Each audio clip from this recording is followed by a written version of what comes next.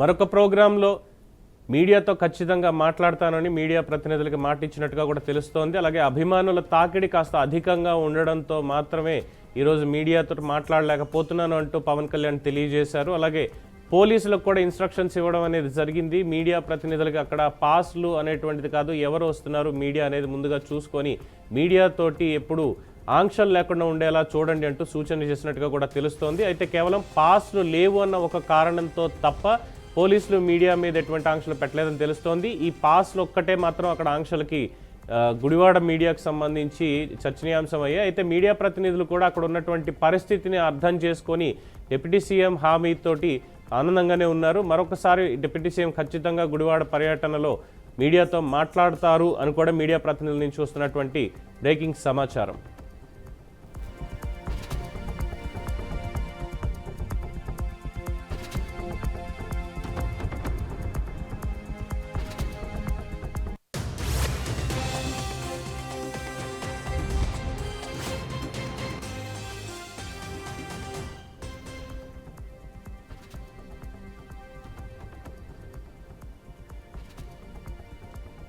అయితే దీనికి సంబంధించి మరింత పూర్తి సమాచారం మా ప్రతినిధి మధు అందిస్తారు. మధు,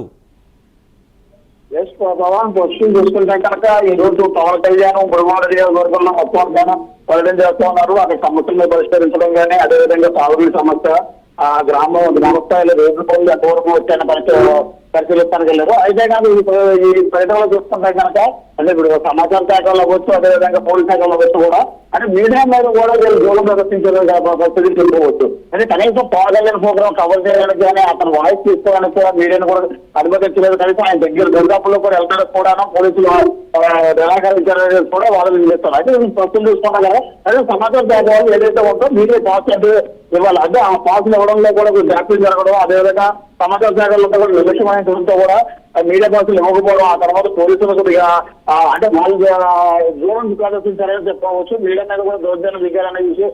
అదేవిధంగా కార్యకర్తలు మాత్రం పవన్ కళ్యాణ్ మీద ఎగబడి డ్యాన్స్ దగ్గరికి వెళ్తున్నప్పటికీ కూడా వాళ్ళని నిర్వహించడంలో పోలీసులు విఫలమయ్యారని చెప్పవచ్చు. అయితే కనుక మీడియా మాత్రం పవన్ కళ్యాణ్ దగ్గర రావడానికి డ్యాన్స్ ఎగ్జాంపుల్ కానీ లేకపోతే మీడియా పాయింట్ ఏర్పాటు చేయడంలో కూడా పోలీసులు కానీ సమాచార శాఖలు కానీ అంటే అధికారులు మొత్తానికి విఫలమయ్యారని చెప్పుకోవచ్చు. ఏదైనా చూసుకుంటే కనుక పవన్ కళ్యాణ్ టూర్ అయితే కనుక విజయవంతం అయినప్పటికీ కూడా కవరేజ్ విషయంలో చూసుకునేటప్పటికీ అయితే కనుక మీద ఆశలు ఇబ్బంది కవరేజ్ ఇబ్బందిగా గురైందని కూడా చెప్పిన పరిస్థితులు కనిపిస్తున్నాయి. కావడం